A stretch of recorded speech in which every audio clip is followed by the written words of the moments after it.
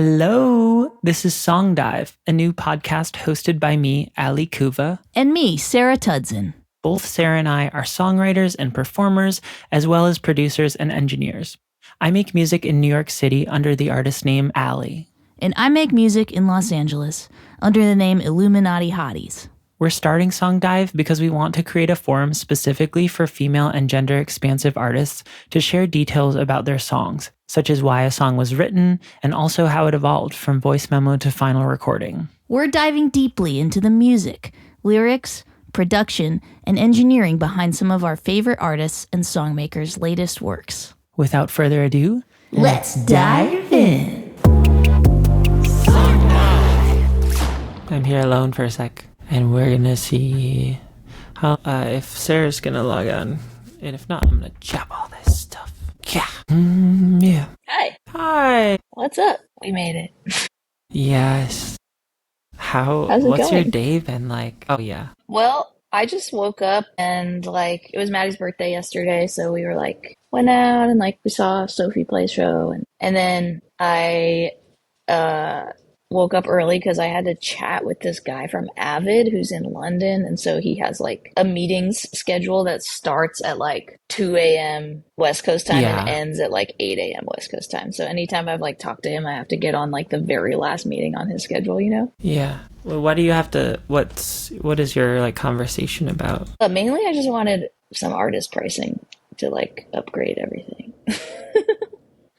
For the home studio, yeah, exactly. What are you wanting? What if Santa was the most generous and Santa had unlimited resources? What would be on your Christmas list? I mean, I think the goal would be a perpetual Pro Tools Ultimate license, so I could do HD if I wanted. But what does that mean? Pro Tools HD? Yeah, it's just I don't.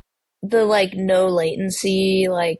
It's basically if you have the large format tracking studio, it gives you the most amount of tracks you can do, and also has hardware inserts and stuff that makes it so you can be inserting a compressor, an outboard compressor, and it functions the same as if you were just putting a plugin on, and there's no delay and stuff. I see. Yeah, you can do that while you're live tracking.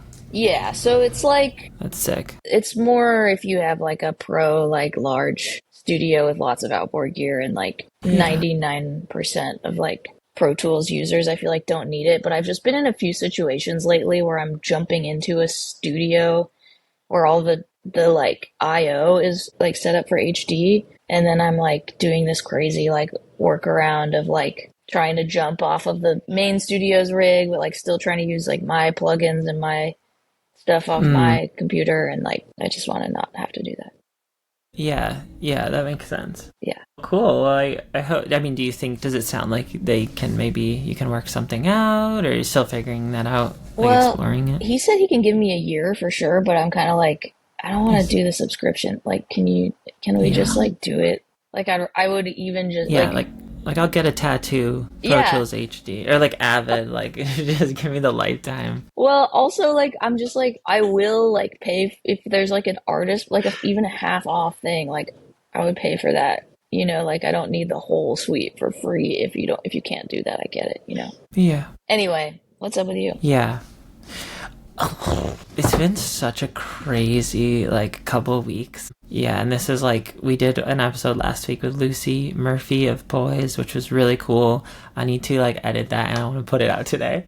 Yay! Yeah, but yeah, I've just been so all over the place, busy, and mostly with good things. But there's obviously just been so much going on in the world, and it's a lot to just manage on a micro level and also a macro level. That's felt like a lot, but I'm really glad we can do this, and this sort of routine we can get into is really nice for me, especially on a Monday. Gives me really something to look forward to. Yeah. Appreciate that. I know. Yeah, of course. I appreciate you. Well, yeah, so we were thinking we would just each pick a song of our own that we can dive into. And you mentioned the song Kickflip, which I was just listening to, and it's so sick. I'm not sure I've heard that song before. Yeah, so it's a weird one. Yeah, Yeah, what made you want to focus on that one for today? I was just like thinking about, first I was like, maybe I'll go way back and like do an old song or like a single, something that doesn't exist on a record or something. Yeah. But kickflip used to be like kind of a big part of the live set, I think, and then it kind of just isn't anymore. And I like it. I just like it. It's a weird song and it's a fun song and it's fun to play. It was weird to make. And yeah, I just was kind of like, I miss that song, I can imagine. Especially I'm sure it would be really fun live. I'm not sure if you did it on that tour in 2022 at all, but We probably did. okay. That we were touring like that album. So, and it was like, I think we played it. Yeah. Yeah, okay. Yeah, maybe not. Well, it's such a sick song, and like lyrically, I mean, if I can just ask a couple of questions. Sure, yeah, of course. So it seems like maybe it was more of like a stream of consciousness type thing. Totally. It was written very stream of conscious. Like it was one of those songs that like, this actually doesn't really happen to me that much, which I feel like some people are like, this is like all of their songs are like this, but it was like, it was stream of conscious. It was very just like in a notes app being like, like all the way down. Like, I was like in the desert making a record with a friend of mine, and like we had borrowed, like, this is so crazy. It was this friend, his name is Wolf, and like he was playing bass in a lot of bands, and he's kind of like had like a friendship with like the war paint people. And so like we went out to, Stella had like this desert house, the drummer, and she for some reason let Wolf just like make his record there, and I was like engineering it and kind of like co-producing it with him. And so we just like rode out and did like Boys Week. It was like me, him, and his drummer, who was like this kind of like not new jazz, but kind of like in that world of like jam, like improvisational. Like music school vibes? Yeah, definitely music school vibes. And like both you majored in your instrument that you were recording. Exactly. Like both of them really fantastic musicians. And so it was like really like, I don't know, like it was like really like scrappy and weird, and we were like drinking beer at like 9 a.m., like, and like doing like redacted things in the desert. And like, and we were driving Wolf was like driving us to the grocery store or something, and I was like sitting in the back. What? Yeah. I was just gonna ask a question about like living in the desert. I've like never really been to a desert. And like, do you have to like get all your, like, did y'all like get all your groceries for like the week ahead of time, especially because you're making a record? Yeah. So did you kind of like post up in this place, or? Yeah. Yeah, I mean, out in Joshua Tree or like 29 Palms, it's like, it's not really the middle of nowhere anymore. There's like quite a bit of like kind of suburban style living. And then there's also houses that are like way far out. And just for the sake of like saving, it's usually like, it's like a 25 or 30-minute ride to the grocery store. So for sake of like saving time and just being able to post up and like do the music, that was like more of the reason to get everything, I think, at once. Yeah. Would you ever do like a shipping container, like a couple months in like a glammed up shipping container? Why not? I mean, it's really weird out there. But yeah, I just was like sitting in the middle seat, in the back seat of the car, and being like, having like a brain download or something, That's so sick. Yeah. And like, okay, that like guitar solo in the ending? Yeah, pedal I've steel. truly never, I was like, I've never heard anything like that. Yeah. Like, what the fuck is going on there? Is it just pedal steel? Or like, what? Yeah. It's my friend Colin Pastor who mixed that album also. Colin. Nashville? Yeah. Amazing engineer, producer, like he's worked on some really cool stuff, and like we've been friends since college, and he's always sort of been like like an angel and like in the rafters of Illuminati hotties. And nice. I didn't know that. Yeah, and he played pedal steel, and he kind of like, he's not very like traditionalist about pedal steel. He's an amazing player, but like he kind of came up playing for like indie rock bands like when that started to be like cool, like Bon Iver and Bright Eyes, and like these bands that were sort of doing like faux Americana, but like in the like in like a indie rock guitar band. Like, so he plays a lot of that. And then obviously, like, because he lives in Nashville, he gets asked to do like kind of true country. But yeah, so he has this like kind of weird rig with like a lot of pedals and like, and between him like kind of just going nuts on his like thing and then me like doing kind of some crazy editing, that's a solo. Thank you for elaborating. Enlightening me, because it sounds at times, yeah, like a blues, I don't know, like a I don't want to like cheapen the experience. Like every I was gonna say like a blues rock solo, but like that doesn't sound interesting, and this is super interesting. Like it sounds like it's not played on a slide, a lot of it. Like it sounds like it's being fretted, and then I thought it was like, oh, maybe that's some sort of like almost like a Digitech whammy pedal, like how it like flips up an octave. There was like that fluidity, like it would do a couple runs and then it would go like and just do, you know, like chromatic slides and shit. Yeah, it was so cool. I didn't think of it. It is kind of like whammy solo more than like somebody going up with the steel thing. Yeah. Yeah. And did you say? Go ahead. No, I mean, if you know, I could wax poetic, I guess, about like crazy pedal steel out of context, and I loved this one. It was really fun. That should be its own episode, like truly, like the pedal steel episode #1. Yeah, it's such a beautiful instrument and like not underrated at all. Like I feel like it's on everything now, but also it's like anytime I hear it, I'm like, oh, yeah, that's perfect, you know? Yeah, there's literally like sample packs for it now. Like I was like seeing it the other day.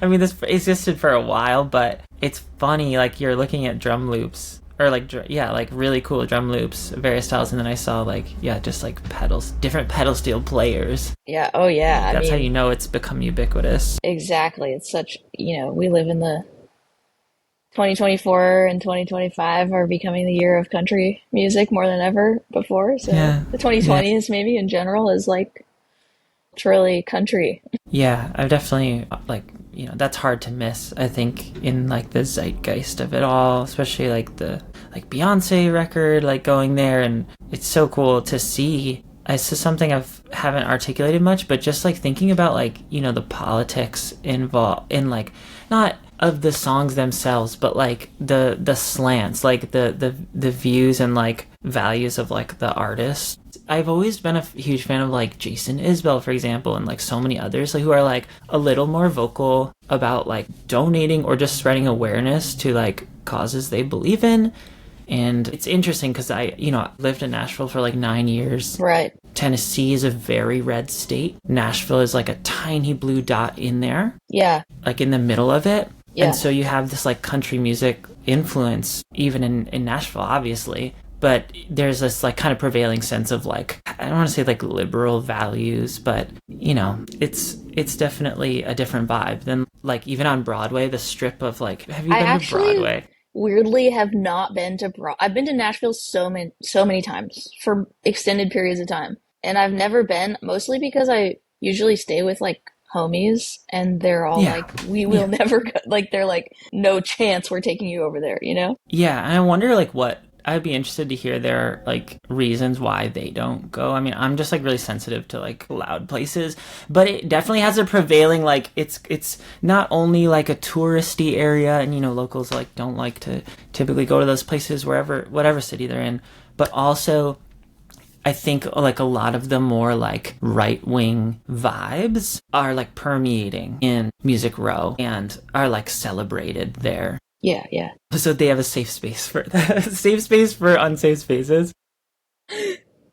Yeah. Anyways, I'm so excited by the, you know, how country influence is growing and becoming more ubiquitous. Because like in the 2000s, I remember like I really liked country music, but I heard so many people say like, I'll listen to anything but. Yeah, exactly. You know what I mean? Yeah. And I think it was just because of like twang and stuff, like the same reasons that people like it right now. Yeah, it's very interesting. There's like definitely a deeper political conversation to be had, and you know, I think the artists that like it's so, there's so much to say about this actually. Like, you know, having not lived in Nashville ever, also living exclusively on the coasts, like, like I grew up here and I went to school in Boston. I came back and to LA. Like, I'm like very detached from like what the majority of this country listens to, I think. Yeah, same. Other than like obviously pop and like rap. I'm like tapped into those worlds, but Nice. but I'm like there is like a mainstream country culture that is like shocking that it's as big as it is, kind of. But then you're like, think about where the state of this country is, and it makes sense. And like, like now it has permeated to the coasts, and like you have the phenomenon of like a Silver Lake cowboy and like line dancing at bars in LA and like in and Silver New Lake York. Cowboy? Yeah, That's I mean so funny. it's such a vibe. It's like Yeah. this. Yes. It's cosplay. It's like no one. Yeah. Yeah. No one who grew up here or lives here like has to wear workwear, Like, I'm pretty Right. sure it's Yeah. like Yeah. Your steel toe boots. You're getting a lot of use out of those, I bet. exactly, yeah. At like a And, coffee shop, like working with your laptop. yeah, exactly. We're not talking about like people who are in construction or like, if you go further out, I guess like agriculture. Yeah, like but working. it's Yeah, like working class and Yeah, blue collar stuff. exactly. Yeah, But, go ahead. well, I was just gonna say, like, even on like like if we go to like kind of what is it, like greatest common denominator or whatever, like, Mm-hmm. like my normie friends or like whatever you want to say, like people who are like just non-musicians, non-artists. It's Yeah. like their background music is like Morgan Wallen, Zach Bryan. Gotcha. Yeah.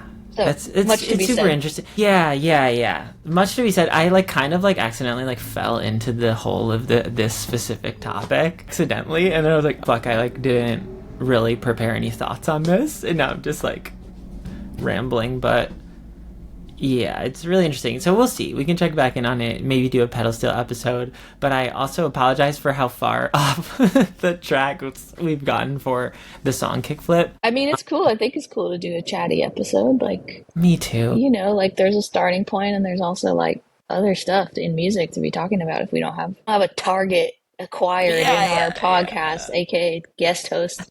Yeah, we'll see where it all goes. I hope that it's not like a conservativism is like ends up like influencing people who like to listen to country music, and I hope it's more like the roots of like folk, like Bob Dylan and like so many of those great artists. I know that folk is not country, but with the similar like a twang, acoustic guitar, and like a songwriter like giving like singing lyrics from like their heart. Like I hope that like that is what. I hope so. It could be cool to. Yeah.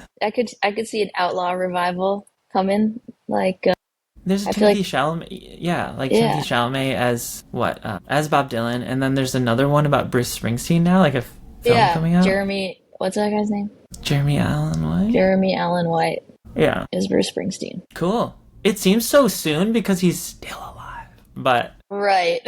and he's like As is crushing Bob it, Dylan. like right. To be fair. Yeah, I wonder how they feel about that. Like, I mean, I That's- guarantee you, like, I feel like my read on it here, I'm gonna just make a hypothesis. Bruce Springsteen is heavily involved in his own biopic, is my guess. yeah, you'd Bob have to. Dylan has no idea it's even being made. Like he's just now hearing about it. Yeah. He's like, what? Yeah. He's just chilling in Malibu, like, completely removed from society. Yeah. Yeah. He kind of earned it. He earned I it, gotta for say. sure, for He sure. earned it. Yeah, let him just do whatever he wants Yeah. in peace. Yeah. Yeah, I heard I never saw the Elton John one, but obviously Elton John is still alive and like making, like he's still working, making art that is cool. And but I didn't see that film, but I heard that he also had like a very heavy hand in the writing of it, or at least the editing and like what ended up being in it. Yeah. I don't know think if it you was heard- like yeah. pretty heavily music based. Like it was like almost like when they do like a review musical using, they put like a storyline through the music. Yeah. So I think he wanted to be involved in like the re-records and stuff. Yeah, that makes sense. Did you ever have you seen that, like, the one about Queen? I'm sorry, I don't know any of the names of these. Like, this is not really my, like, this is not, like, when I go to watch films, like, I'm not necessarily looking for anything music related, because, like, that's my chance to enjoy anything else. Totally.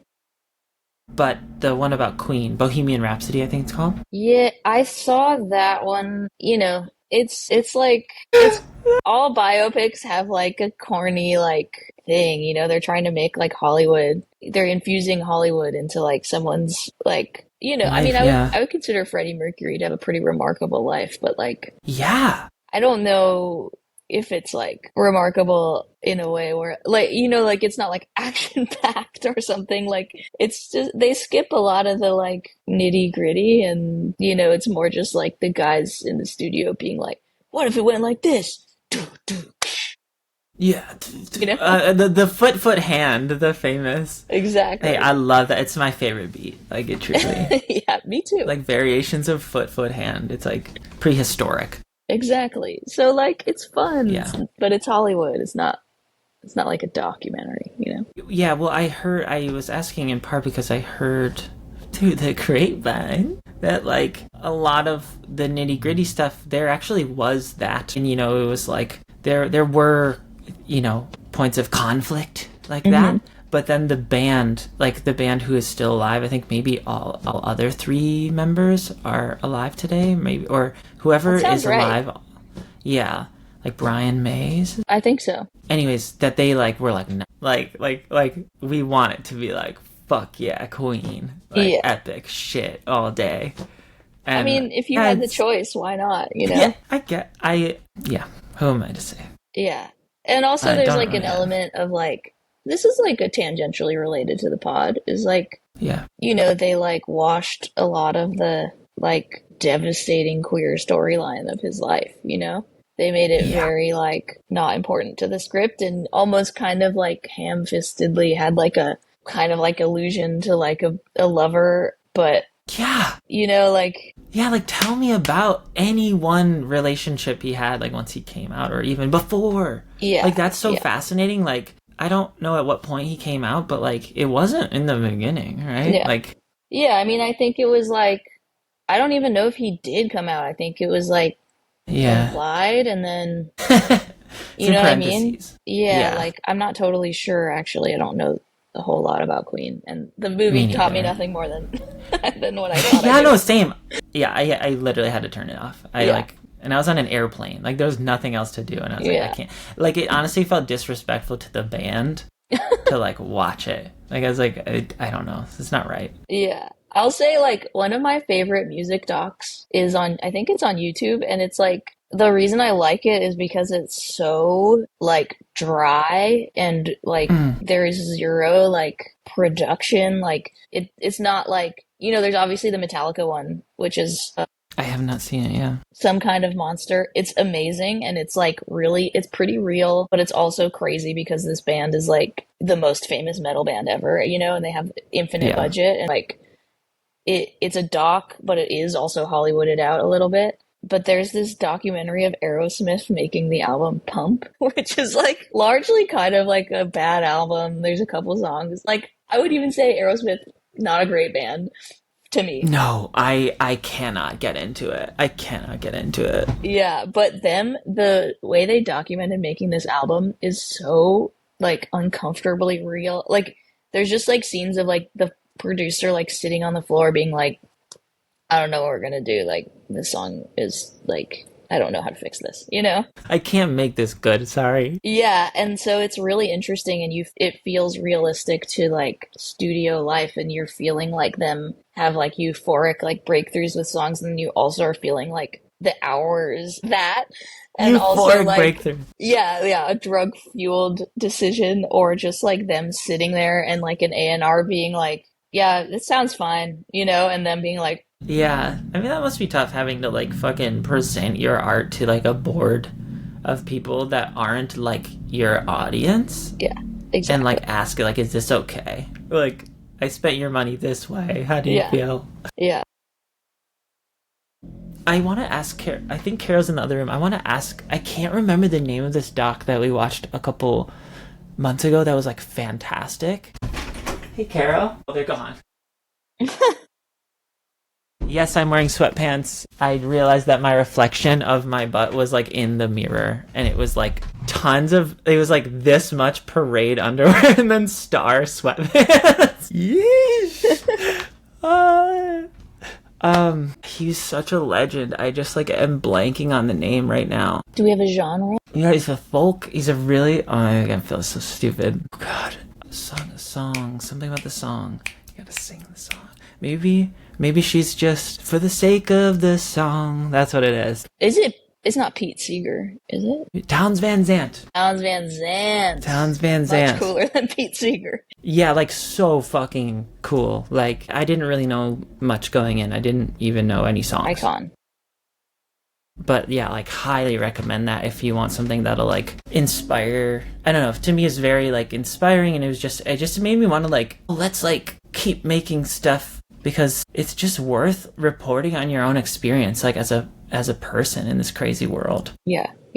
You know, 100%. whether anyone hears it or not, like as a spiritual exercise. I think that's kind of like, it seemed to be at like the crux of his ethos. I'm curious, like, well, reporting on yourself is a really interesting phrase. And I'm curious, like, maybe just in general, like I feel like in the last, I don't know, I feel like now that I'm like, have my shit together more. Yeah. I've got like a little bit less to report on, and I'm feeling like, what do I start observing? You know, I don't want to make like records that are like necessarily like character studies or anything, but I'm a little bit like want to be living a life like that's worth reporting on, and I feel like it's easy to do that when you're like having chaos in your life, and it's like a little bit more delicate or something, or like elusive when you're like, you know, when your life is like a little more routine, or you know, I'm curious. Totally. I think there's like I think there's like a balance, because it's like you need like experiences to talk about. Like you first of all, you need to like take off your headphones every now and then, turn off the podcast,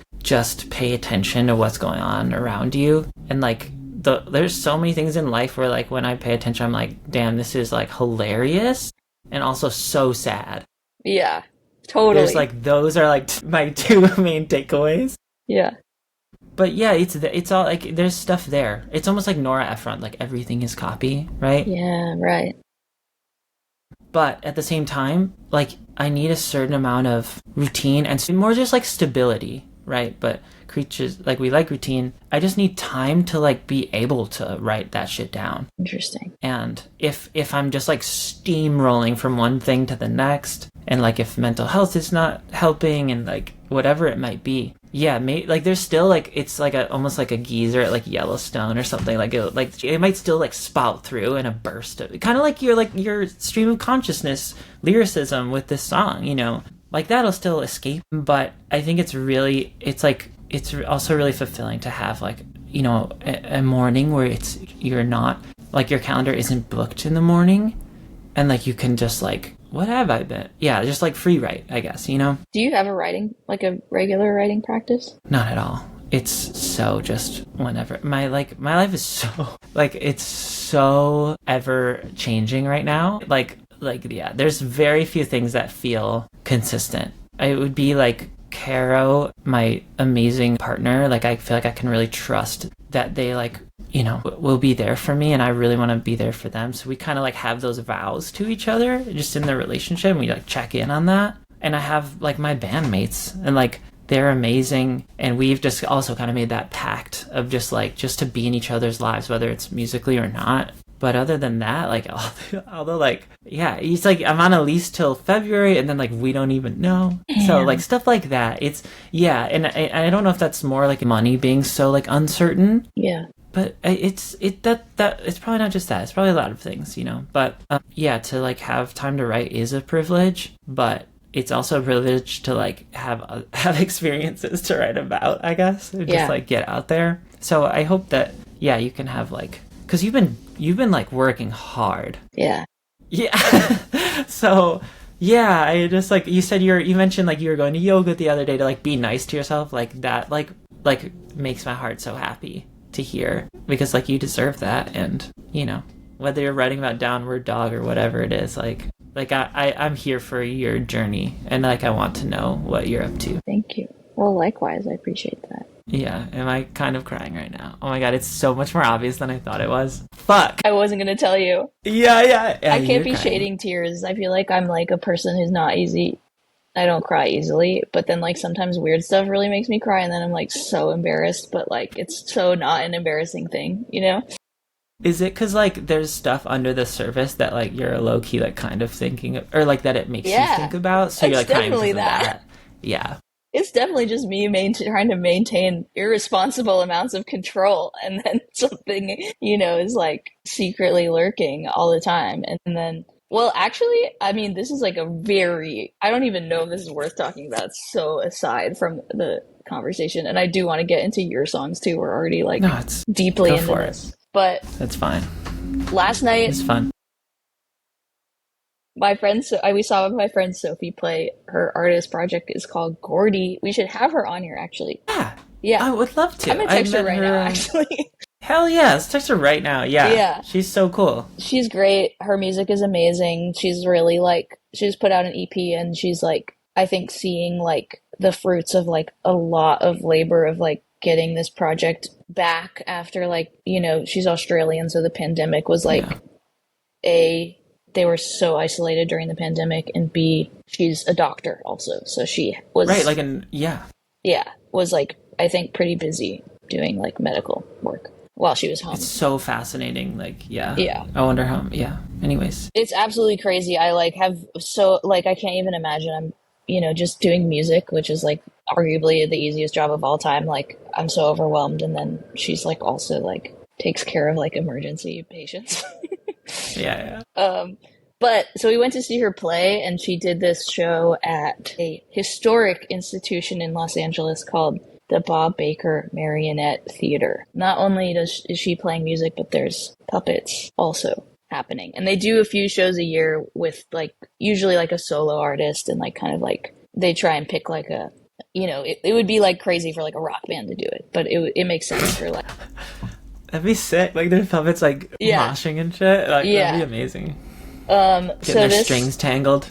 Exactly. Yeah. I mean, the mechanics are fascinating, but so like this place has been around for like 60 years, and it moved locations recently, but it used to be like an Echo Park near downtown. And my parents took me and my cousins when I was like 5, and I had an absolute meltdown, and I couldn't handle it. And I went and I sat on the curb on the street in downtown for the show, and while my cousins were, you know, watching. And so I was like really nervous to go see this show, and I was like, I want to be, and like it was like primal. I don't know why, primal levels of like I like couldn't handle it. I was trying to be an adult, and I had a hat, and I was like, there was just like tears coming into my eyes, like, and I don't know why, like I can't tell you what happened, you know, I don't know why.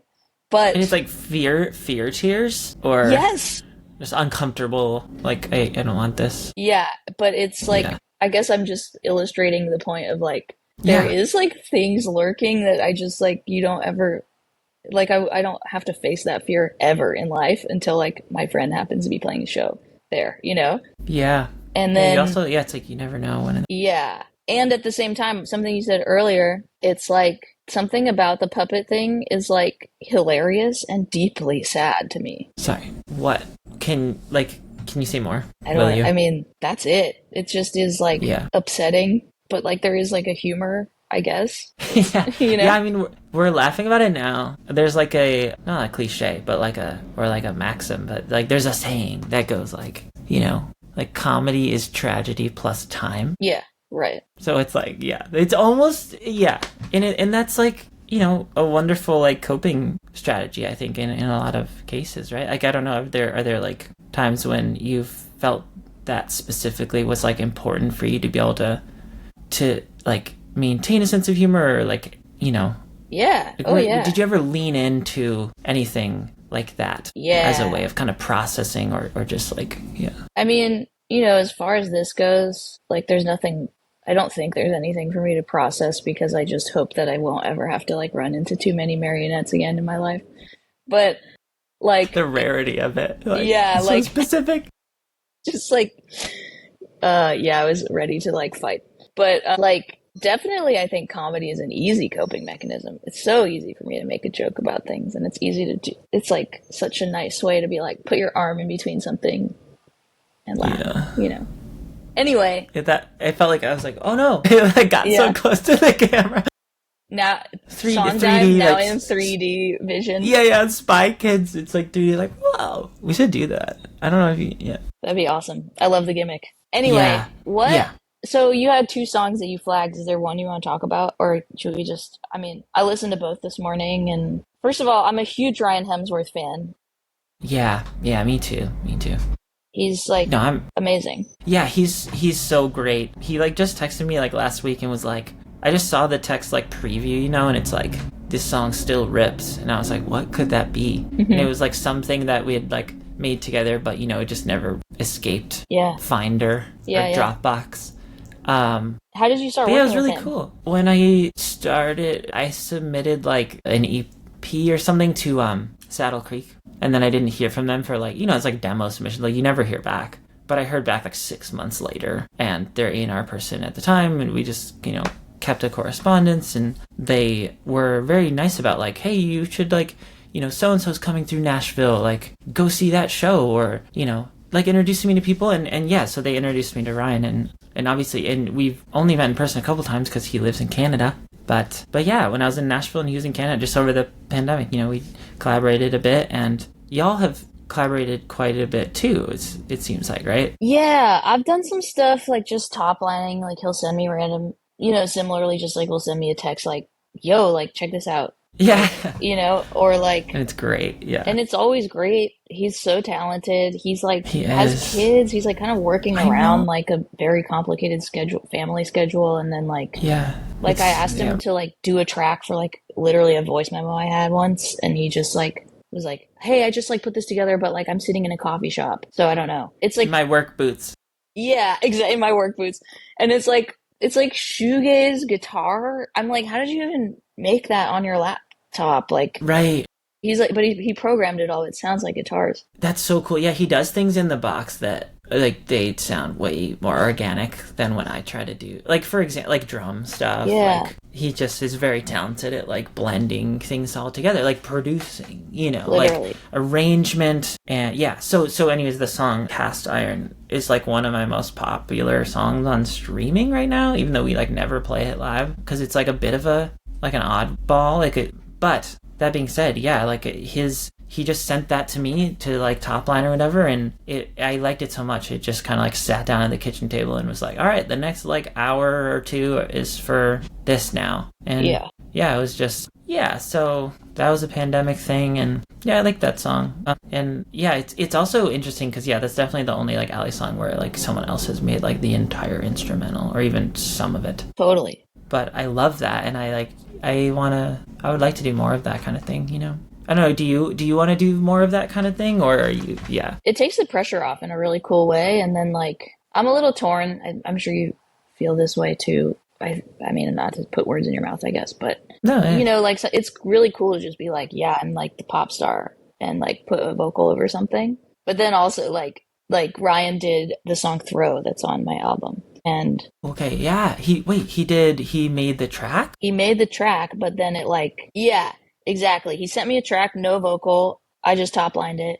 And then it got to a point where I was like, I actually need the stems. And I just top lined it. And then like, but it gets to a point where you're like, I actually do want to put my hands on this. Like, can you send me the stems? And then you redo guitars, and then you you rewrite a new synth line, and then but I mean, there is also Ryan stems in there. Because there was some things I couldn't beat, and then there was some things where I was like, I need to do it. I need to do real drums, you know? Yeah, it's really cool to like, I don't think I've ever done that, but yeah, it's like he like wrote a lot of the instrumental, it sounds like, and then released like the bones or the initial thing, and then you like you kind of like executed it and like performed it almost, right? Totally, yeah. In addition to obviously writing all the lyrics and the vocals. Exactly.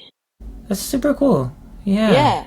What Hell about yeah. you? Are you trying to do more like in that space collaboratively, like with other producer or other like track writer? Yeah, something similar. So yeah, I'm not working with like anyone else like in that sort of way. Although it's like would love to do something with Ryan anytime for fun. But Caro and I actually like we've started this like project called Tall Girlfriends Yeah. because we were just like a way that we would just like enjoy time together was just like playing guitar on the couch, and we just started messing around and singing things that we were seeing in the world or wanted to say to each other. And yeah, so then we got to the point where we had so many songs, and I was like, we should like play a show or something, and so we've kind of started doing that a little bit. Like we're playing tonight in New York. But anyways, that is for me like probably the most like collaborative relationship I've had in terms of like building a song together. I don't know. Whoa. There's been a lot of history like with other, projects and whatnot, but like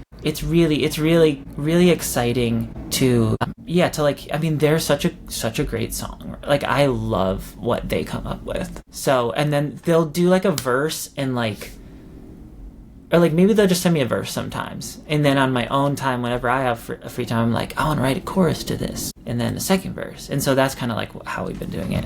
Yeah. And it's just really fun. It definitely to like what you said, like to kind of takes the pressure off. Yeah. Or something like any sort of self-imposed like I have to like do this and I have to do it alone, on my own. Sometimes you gotta like have that, but other times it's like really, I just think music is like, it's almost like best enjoyed with other people. Single drop when? We're trying to do one like before the year is over. So I actually wanted to like, I'm not sure which one we're doing, but I have a couple that are like ready-ish, but we were like, maybe we should like get Sarah's like final mixed thoughts, Yeah, I'm happy to or listen. critique or whatever. Sure. Yeah, because it's very like, we're kind of doing it all here in the bedroom, but trying to make that sound as best as it can. That's a dope vibe. Yeah. Yeah, and then like for like we're doing some live tracking this like next weekend Awesome. with a band, so that's exciting too.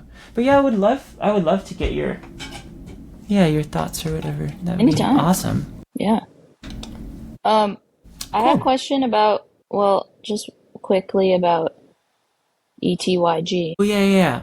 I thought that one would be fun to do. That's We such a can do fun it another time. song. And like, Yes. I guess it's not a question. I love it, and I feel like it's so like it's like a timeless song or something. Like it feels so like I just was like hearing it in a way where I'm like, damn, like hyper pop kids would go crazy like if this song was like pitched up, But then I'm also like, it's also That's just like cool. sits in like beautiful like indie rock, like the spaces that we both like I think are feel most comfortable in, and like folk world, and I don't know, it just like goes really hard, and I'm like, some rapper please sample this is my like Whoa, I never thought of that. That's satellite so cool. shot for it, Holy shit. Yeah, I would love to hear that. Yeah. it just like goes really hard, like, so that's not a question at all, but it's just No. This is like for sharing thoughts, this format. So Yeah. but I so appreciate that. It's very flattering. And also, yeah, I've thought before, like, should I like what if I like reimagined this for fun? Mm-hmm. Because I do think it's like there you can go some different ways with it that are not maybe exactly like the recording. So yeah, I'd be happy to, I don't know.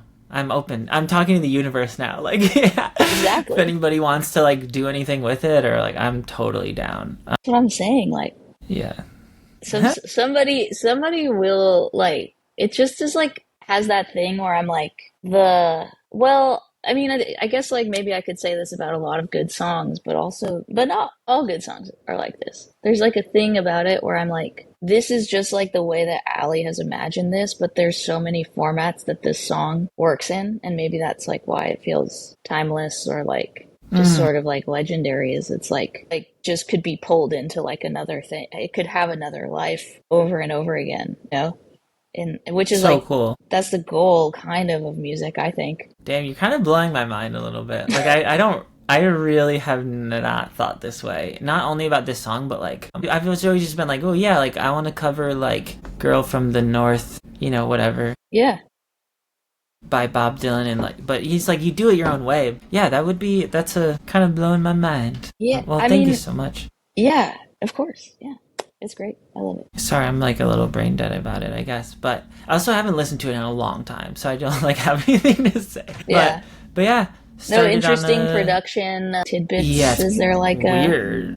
Did you do this one? It didn't have like, did you just do this one yourself? It didn't have like a producer listed on Spotify. Yeah, I mostly did it myself, and then I had a friend like help me. Like, I was like, hey, I'm about to get this mastered, but like, I just want to make sure, like, I was like, I want it to be like poppy and loud. So he definitely helped kind of like introduce more loudness to it in various ways. And then like, you know, like maybe the second chorus, like halfway through, he's like, let's layer in like another snare, things like that. So yeah, he definitely like added a lot in like tiny, almost invisible ways, but they contribute to the feeling overall. So his name is Bobby Nepper, and he's based in Nashville. Yep, I went to school with him, and he's like doing like audio professionally now, which is really, really cool. Yeah, and but yeah, it's all, I don't even know where. It was definitely like so in the box, yeah. And yeah, I didn't really know much about recording at all, but it came from an omnichord, the drum machine on an omnichord. There was like this like that kind of beat, and it's like really small, but I just had that in like a guitar and like a fucked up tuning, and I was just like I just liked playing around the beat and using that as like this metronomic anchor. Yeah, I love so that's kind that. Of, yeah. Also, like that is like, I need to make a playlist of this because I have in my brain a bit of like a list of songs where like you think the one is something else, and then suddenly you're like, oh, I was hearing this completely wrong, like once the drums come in or the vocals or whatever. Yeah, I love that stuff too. It's like fun to be surprised and tricked like that way. Exactly. It's like an optical illusion, you know. It's so cool. You guys have, like, Illuminati Hotties has a lot of moments like that, and it might not always be like the start of the song, but like there's several stuff on past albums where, you know, like maybe after, like towards the end of the song, and there's like this really like, it just kind of all like breaks down, like deconstructing the whole thing. And like, I don't know, I feel like just to kind of like push something back to you is just like, I feel like you can like take apart the very things you've like built so beautifully, and it's such a beautiful way, like you show like new iterations of your ideas, like it's, I don't know, like permutations, you know. It's such a cool thing. And then to see like Illuminati Hotties like do that live is so sick. Like when everyone like knows the parts so well, and it's just really tight, and it's like very fun and surprising as an audience. Yeah. Thanks. So yeah. That's cool. That's a thing. Yeah. Yeah, but yeah, we should make a playlist of like surprise beat, surprise downbeat, whatever it is. There's so many great ones, and I just like, even stuff that's like not in, you know, like stuff that's like not, I don't know if it's not even like really trying to be like that, or it's definitely stuff that's not in the genre of like doing weird time stuff, you know, it just happens to be like that. Totally. Yeah, I think like, yeah, like, because E2IG is like a pretty simple rhythm mostly, or at least the main part, but you just don't hear that a lot. Like, you don't hear like huge push notes in like music that like has trap hats, I guess. Yeah, or for sure. Maybe it's totally out there, but I just haven't heard it. Yeah, but, I think I'm sure it's surprising. out there. I'm sure it's out there.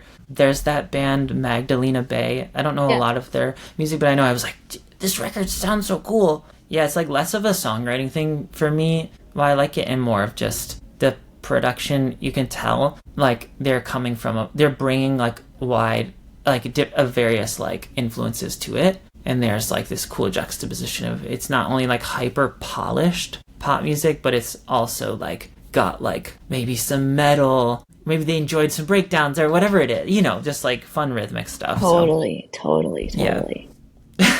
Yeah. Well, yes, thank you so much for your kindness, and I'm sorry I feel like we didn't get to talk about Kickflip that much, so if there's anything, about it plenty. Really? Yeah, I feel like we didn't talk about yours. We just talked about other stuff. This was so nice to have today, so thank you so much. 100%. Thank you. I will talk to you soon. Yes, I'll talk to you soon. All right. Bye.